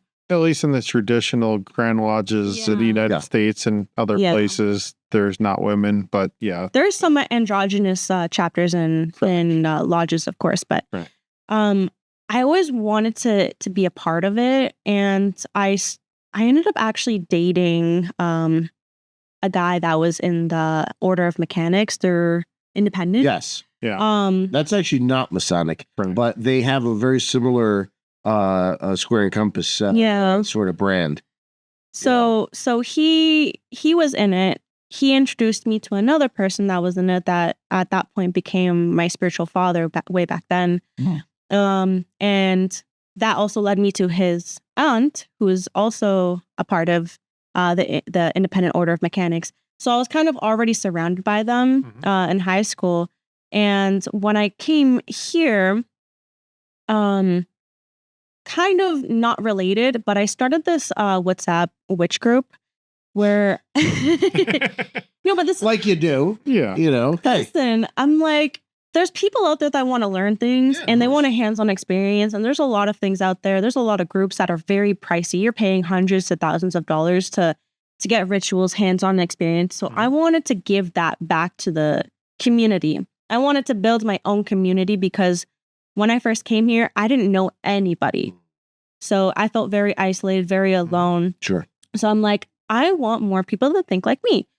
I started going all over Facebook, and I started trying to attract people like, hey, I'm open to hosting these rituals where I would go on the camera live and I would give people like a list of ingredients to get, and we would do the ritual together. I would teach them. And that's how I actually met Dorothy. Mm. And when I kind of kindled with Dorothy and I told her my interest, she's like, oh, I just got initiated into Order of the Eastern Star. And I'm like, I didn't want to just jump on that. Of course, I wanted to get to know. And I was afraid that she would say no if I asked her, but she was so for it. She's like, yes, a fellow sister. So she introduced me to Atlas Pythagoras chapter. And it was just really, really nice from there. Very warm people, very welcoming people. And then I was initiated into there. And then fast forward, there was Viking Fest. And that's how I met you. That's right. I was winning those goals in a cornhole. By the way, we missed you this year. You should have come. No. It was awesome. Oh, I'm sorry I missed you. It was even. Did you go? I did not. He invited me, but I didn't go. It was even bigger this year. I got to be one of the chieftains. Really? So, yeah. It was my team versus the worshipful master of Adoniram Lodge in Lyndhurst team. Wow. And that was a lot of fun. I'll have to not trim my beard for a couple months before next year. Yeah. Come as, I'll come as the actual Viking. Yes, exactly. So, that's pretty cool. So what other, you mentioned you researched conspiracies. It's like, do you have any favorites? And are they actually conspiracies? I don't know. I feel like we will never get to the bottom of that because there's so many. It's like, expect the least, expect the unexpected. I would say we went over them. I really like the Empire of Tartaria. Mhm. I really like the Anunnaki. I really like the fact that there's multiple realities. And whatever decision you didn't make in this reality kind of like forks out and there's a new reality that's made that other decision. Yeah, we talked about that at the presentation. That Yeah. it was a very cool kind of idea. I think it accounts for a lot. Yeah. That's very So, well, you're referring to like alternate kind of realities? Or yeah. So alternate- we talked about decision being the death of choice, right? So you have two Sure. paths. Right. Choose one, and then this reality follows that storyline. Mhm. But that's not to say that there couldn't be another reality that shears off. Right. And now you've got two realities going in two different directions. The path not taken Mhm. continues. Yeah. But it's not, which is why they say sometimes if you die, especially if you die in like a traumatic way, you just switch to another reality and you Yeah. continue. It's kind of like that series, The OA. I don't know if either of you have seen it. Have not. So good. It is. Mhm. It is So amazing. it's OA. The OA. It's called Okay. The OA. Huh. And it's basically about like this lady who has a near-death experience, and she goes to the other side and she comes back blind. And I think she goes back again later on. She gets trapped in this basement with other people, Mhm. and the person that trapped her in the basement is putting all of these people through this like psychological and like physical torture. And I think like kind of offering them and bringing them back to life because he's trying to get them to have near-death experiences so that I forget what happens. I think he's trying to interdimensionally travel. Okay. And when she comes back from that near-death experience, she can see. And then I think the second season, spoiler alert, sorry for this. The second season, she actually ends up traveling to a different reality. And she has a different life. Mhm. And she sees the people that she experienced torture with, but they're all living different lives. So when she died in the last episode of the first season, she instantly woke up in a different reality. Interesting. So two possible shows you may enjoy. Mhm. Three Body Problem. I started. Yeah. Yeah. So that's pretty cool. And an older show that's still one of my favorite shows ever, Fringe. I heard of that. I need to watch that. You absolutely do. Yeah. I absolutely do. It's really well acted. Number one, it's a great cast, and just a fascinating thing about different universes and traveling between them Yeah. and that kind of thing. Yeah, it's pretty cool. And you've heard of like how there's a theory that like we live in a simulation. Yes. Yeah, That's another. That's called the scary Matrix. one. So Yeah. are we living in the Matrix? We don't know, but there's like some theories or some, I would call them theories of why is it that everything consists of like a mathematical equation or like the golden ratio, how like mathematics repeats itself in nature. Right. Yeah. Yeah, that's a huge one, and it's an interesting one to understand. So just circling back to way earlier in the show, Mhm. you talked about the binaural beats. Do you have any favorite meditations or binaural beats you actually use? Do you use like hemisync or something else? Oh, I don't remember which ones I use. I kind of just do random ones. But I noticed that when I started experimenting with binaural beats, as I was taking these naps, that would kind of help keep me conscious as well. And that would help me transition easier to having an outer body experience. So do you wear headphones when you're doing that? Or Yeah. Okay. It works much better with headphones. Yeah. Because you block out the rest of the noise and then it's a lot louder inside. Mhm. So it helps you focus a little bit better. And you mentioned you started writing down like some of the things you see or when you were out. Yeah. So have you gained any knowledge from those items? So I don't know if I can recall any knowledge that I gained, but I know that sometimes during these outer body experiences, I will try to write down like my number. If I'm interacting with another being or person inside the dream, I will try to write down my number and be like, call me when you wake up. So that I know it's real. Or there's times that like I'll remember a number that they give me, but then I'm always too chicken to call it when I wake up. Oh, really? Yeah. Well, what if you just block the caller ID and try? Yeah, No, maybe in the future. I'm a chicken. that would be kind of cool. Yeah. Well, if you're going to lower realms and dealing with negative entities and things, how are you a chicken to call a phone number? I don't know. Yeah, so I have a friend who did the Gateway tapes. Mhm. I don't know if you're familiar. Robert Monroe's Monroe Institute, a Mhm. lot of out-of-body stuff. Yeah. He's got about 11 tapes or so, I think. And I got my hands recently on the, I sent them to Dave too. Yeah. A friend of ours, we'll just call him Reeve. That's not his actual name, but that's what we call him.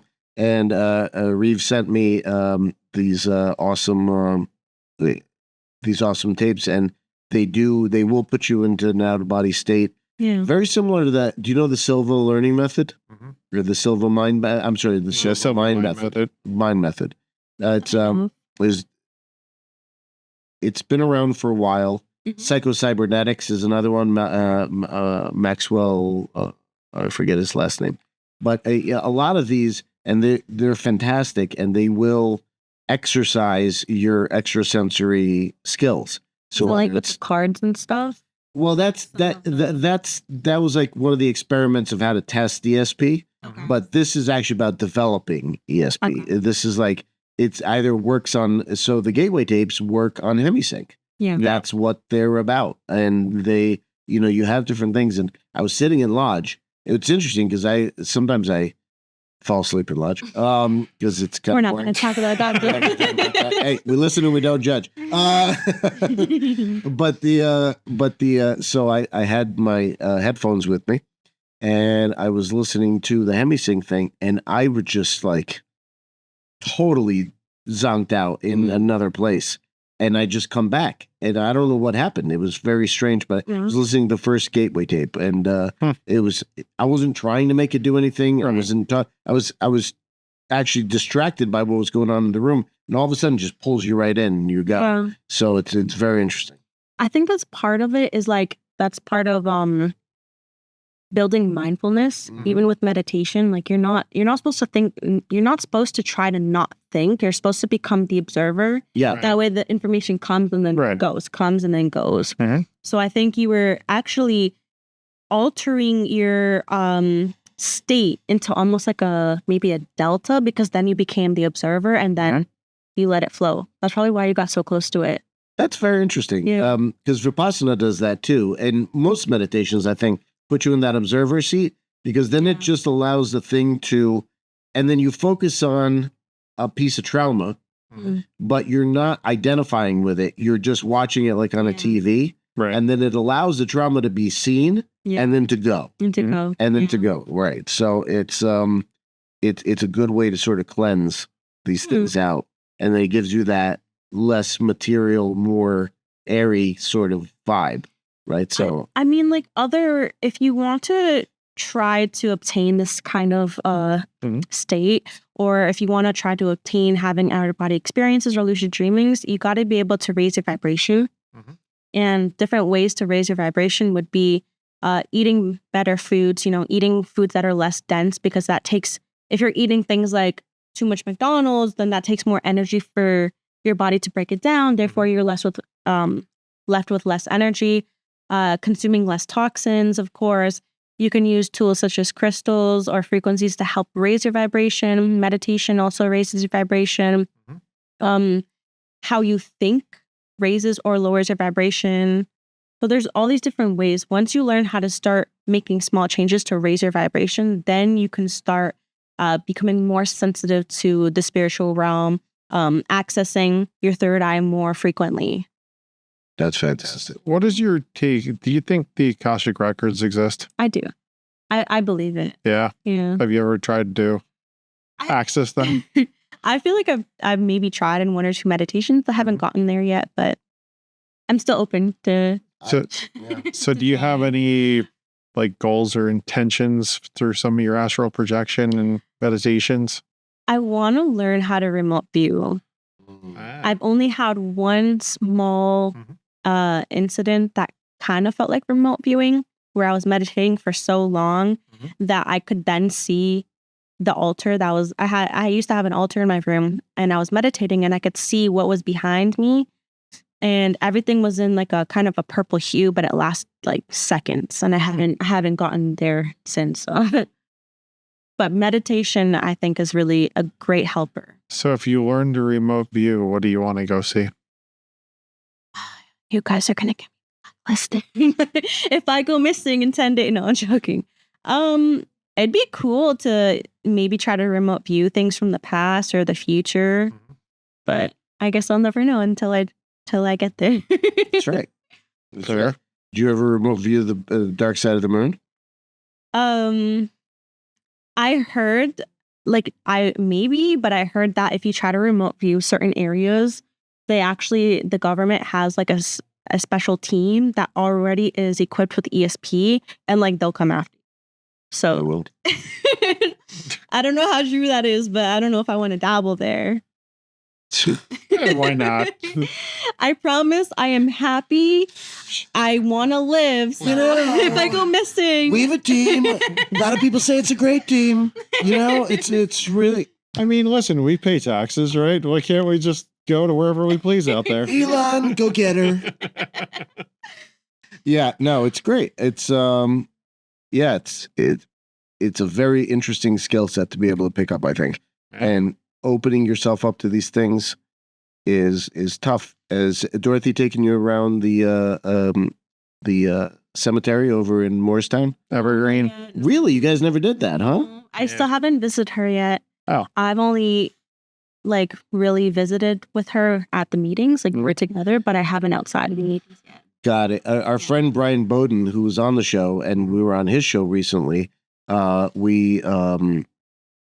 He's a remote viewer and a very good one. Yeah. When he has, I think he's got ups and downs like anybody. Right. But when he's on, man, oh, watch out. I mean, it's really fantastic. It's on like docu.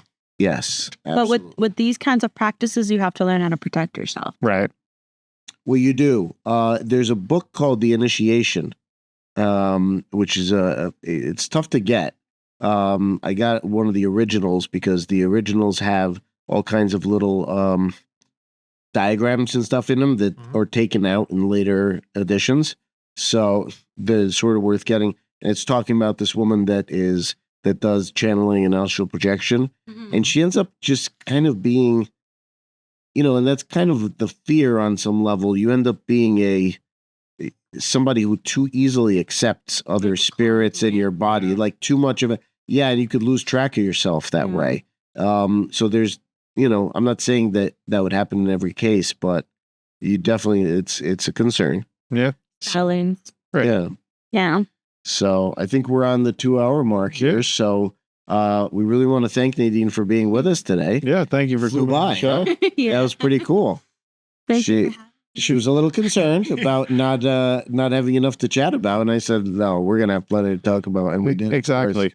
So, until next time, this has been Brothers of the Arcana. I, as always, am Alex Aldea. I am Dave Ferrigno. And I am guest Nadine. Guest Nadine. God bless. And, see you next time. Take care.